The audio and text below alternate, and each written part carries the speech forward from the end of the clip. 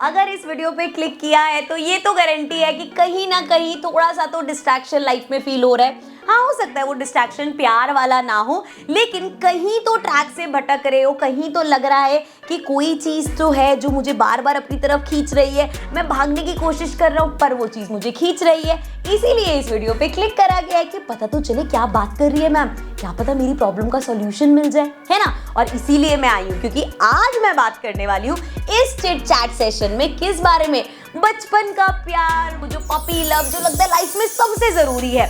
मतलब इसी उम्र में हमने मान लिया है अपने दिल से कि जो मेरा क्रश है ना, यही मेरा पति परमेश्वर है, यही मेरी धर्मपत्नी बनने वाली है। तो उस स्टेज तक पहुंच गए हैं। अब ये जो बातें हैं ना, समझ में नहीं आती किससे शेयर करें। मम्मी पापा से कर नहीं सकते ऑब्वियस रीजंस की वजह से, भाई बहनों से सोचते हैं बट थोड़ी सी ऑकवर्डनेस है। तो मैंने सोचा कि क्यों ना मैं ये आइस ब्रेक करूं और मैं वो वेल विशर बन के तुम्हारी लाइफ में आऊं और मैं तुमसे इस बारे में बात कर लूं। यहाँ पे तो कोई दिक्कत नहीं है, मन करे तो हेडफोन्स लगा के सुन लेना मेरी बातें, जरूरी तो है नहीं मम्मी पापा को भी साथ बिठा के सुननी है। क्योंकि इस सेशन में ना मैं कोई ज्ञान देने नहीं आई, मैं ये बोलने नहीं आई कि देखो इस सब के लिए आगे बहुत टाइम बचा है, अभी पढ़ाई कर लो। और मैं शायद लास्ट इंसान होनी चाहिए जो तुमसे ये सब बोले, क्योंकि मेरे खुद के जो पति परमेश्वर है वो मुझे 11th क्लास में मिल गए थे।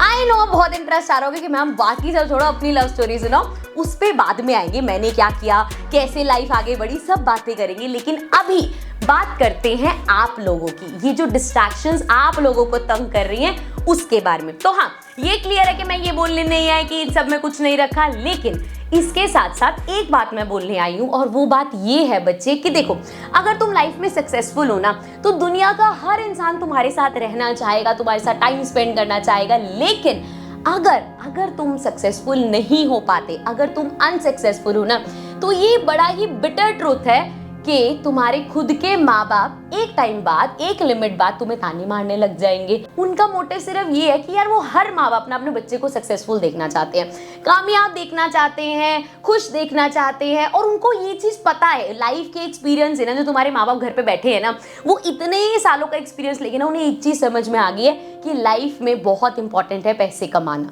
और उसी को ही सक्सेसफुल आजकल माना जाता है। अगर कोई अच्छा पैसा कमा रहा है तो वो सक्सेसफुल है, अगर कोई पैसा अच्छा नहीं कमा रहा तो वो अनसक्सेसफुल है। अब लेकिन ये सच है, तो इसीलिए बस वो तुम्हें बोलते तुम्हारे दुश्मन नहीं है, ठीक है। तो अब हम बात करते हैं सबसे पहले ना, देखो कभी भी किसी भी सॉल्यूशन पे जाना होता है ना, तो उसकी प्रॉब्लम को समझना बहुत जरूरी है कि ये सब चीजें क्यों हो रही है। तो पहले हम रीजंस जानते हैं कि ये सब चीजें क्यों होती है, और तुम्हारे सारे थॉट्स ना वैलिडेटेड है, ये मैं तुम्हें अभी बोल रही हूँ, ठीक है। देखो सबसे पहला रीजन है ना जो हमारे को ये डिस्ट्रैक्शन फील होती है, वो है बच्चे हमारी बॉडी में। बायोलॉजी में ये पढ़ के आए हैं हम, पूरे जगत में ये चीज मानने हैं कि जिस एज में तुम लोग हो उस एज में बॉडी में हार्मोनल चेंजेस होते हैं, जहाँ पे हम अपनी अपीयरेंस को लेके बड़े कॉन्शियस हो जाते हैं कि मुझे ये ऑयल लगा के बाल नहीं जाना, मुझे तो बाल खोल के स्कूल जाना है, मैं तो ऐसे अच्छी लग रही हूँ, मैं इन कपड़ों में बेकार लगती हूँ, मुझे इस टाइप के कपड़े पहनने हैं, मुझे ऐसे तैयार होना है। लड़कों को यार हेयर स्टाइल को लेके, अपने बार्बर को लेके बड़ा कॉन्शियस हो जाते हैं कि उससे बाल नहीं कटवाऊंगा, मेरे को चोमू बना देता है। सो इन सब चेंजेस के लिए कोई तुम्हें प्रिपेयर नहीं करता, ये बाय डिफॉल्ट आते हैं, ना कोई तुम्हें सिखाता है ना कुछ। और इसी के साथ एक चेंज आता है जहां हम एक दूसरे की तरफ अट्रैक्टेड फील करते हैं, जहां हमें लड़कों को देख के लग रहा है कि यार मुझे इस पे क्रश है, जहां लड़कियों को देख के लग रहा है यार काश ये मेरी गर्लफ्रेंड बन जाए, काश मेरी बेस्ट फ्रेंड ही बन जाए। सो ये सब होना बहुत नॉर्मल है। पहली बात तो अपने दिमाग से निकाल दो कि तुम कुछ गलत कर रहे हो, इस चीज को हुआ मत बनाओ, ये कोई टैबू नहीं है कि मेरे साथ ये क्या हो रहा है, ठीक है। पहली चीज ठीक है, हार्मोनल चेंजेस है, जस्टिफाइड। दूसरी चीज जो आजकल बहुत ज्यादा हो गई है वो है सोशल मीडिया फ्लेक्स, कि भैया क्लास में कोई तो लड़का लड़की हैं जो कपल हैं, जो स्नैपे भेज रहे हैं, जो रील्स बना रहे हैं साथ में, और वो जब फोटोज डालते हैं ना तो ऐसा लगता है हाय काश मेरे पास भी कोई होता, मैं भी उसके साथ ऐसी क्यूट क्यूट पिक्चर्स क्लिक करके डालती। सो वो जो फोमो फील होता है कि मुझे भी चाहिए, मुझे भी ऐसा चाहिए यार, मुझे भी फोटोज डालनी है, मुझे भी रील्स बनानी है, मुझे भी ऐसी क्यूट पिक्चर्स, क्यूट मोमेंट्स चाहिए लाइफ में, लगता है ना। सो दूसरा रीजन है सोशल मीडिया फ्लेक्स। और तीसरा और बहुत इंपॉर्टेंट और इमोशनल रीजन है जिसमें पेरेंट्स का भी हाथ हो सकता है, वो है कि इस एज में ना हम खुद को आइसोलेट कर लेते हैं। आइसोलेट क्यों कर लेते हैं? क्योंकि हमें ऐसा लगता है कि मम्मी पापा को हमारी बात ही समझ नहीं आती यार। मैं कुछ बोल दूं, मुझे यार मुझे फ्रेंड के घर जाना है, नहीं जाना, मुझे ये करना है, नहीं करना, मेरे को ऐसे करना है, नहीं करना। अरे यार मम्मी तुम्हें तो कुछ समझ ही नहीं आता, पापा तो मेरी कोई बात नहीं समझते। तो इस एज में ना हमारी जो थॉट्स है ना वो क्लैश होने लग जाते हैं, कॉन्फ्लिक्ट्स आने लग जाते हैं। तो हमें ऐसा लगता है कि यार मम्मी पापा बिल्कुल नहीं समझते हमें, तो हम एक ऐसा इंसान ढूंढने निकल जाते हैं कि हमें कोई ऐसा मिले जो मुझे समझे। क्योंकि हर किसी की ना एक बेसिक ह्यूमन नीड है कि हम चाहते हैं हमारे थॉट्स को कोई वैलिडेट करे, कोई आके हमें भी बोले कि यार तू कितनी बढ़िया बातें करता है ना, मेरे को तेरे से बातें करने में बहुत मजा आता है, तेरे से बातें करते करते कब 2-3 घंटे निकल जाते हैं मुझे पता ही नहीं चलता, मेरा मन करता है मैं अपने दिल की सारी बातें तेरे से शेयर कर लूं। तो जब कोई हमसे ऐसी बातें करते ना तो वो नीड हमें फील होती है कि मुझे लाइफ में ऐसा इंसान चाहिए। लेकिन हम इस गलती में घुस जाते हैं कि हम रश करते हैं। अब सॉल्यूशन क्या है भाई? सब समझ आ गई मैम, आपकी जितनी बातें आपने बोली ना, टिक टिक टिक टिक टिक टिक सारी बातें हमारे दिमाग में उतर गई। पर करें क्या? सॉल्यूशन क्या है? कैसे इस डिस्ट्रैक्शन को हटाएं? तो देखो, ये सॉल्यूशन 2 पार्ट्स में डिवाइडेड है। पहला उन लोगों के लिए जिसको जो अभी सिर्फ सुहाने सपने देख रहे हैं, जिनके साथ लाइफ में कोई ऐसा है नहीं, सिर्फ वहां डिस्ट्रैक्टेड है कि मन कर रहा है अपनी लाइफ में भी कोई पार्टनर आ जाए या हम भी किसी से बातें करें रात रात भर जाग के, लेकिन अभी कोई है नहीं। हाँ, क्रश व्रश हो सकते हैं लेकिन एज सच कोई पर्सन नहीं है अभी लाइफ में। आप लोगों को क्या करने की जरूरत है? आपको पहली बात तो डोंट रश इनटू थिंग्स, भागना नहीं है कि हाय मिल जाए पार्टनर, ये नहीं करना। आप लोगों को अपनी एनर्जी को चैनलाइज करने की जरूरत है। ये जो तुम्हें फ्री टाइम मिल रहा है जहां तुम बैठ के ये सब सोच रहे हो कि हाय मेरी लाइफ में भी कोई आ जाए, उस टाइम को यूटिलाइज करने की जरूरत है। अब बेटा इतने भोले तो तुम होने के मैं कहूँ पूरा दिन बैठ के पढ़ो और तुम पढ़ भी लोगे, एक्स्ट्रा टाइम तो बचता ही है। तो हम क्या कर सकते हैं? जिम ज्वाइन करो, कोई क्लासेस ज्वाइन करो, कोई स्पोर्ट्स में एंगेज हो जाओ। जब तुम उस फ्री टाइम को किसी प्रोडक्टिव चीज में लगाओगे ना, तब थोड़ा सा तुम्हें फील होगा कि यार इतना भी डिस्ट्रैक्टेड फील नहीं करता मैं, and you will feel a lot better. क्योंकि तुम्हारे दिमाग से चीजें निकलनी शुरू हो जाएगी। निकलनी क्या, मतलब तुम्हें डिस्ट्रैक्ट ही करेगी क्योंकि चीजें वही रहेंगी, तुम उससे डिस्ट्रैक्टेड फील नहीं होगे। ठीक है।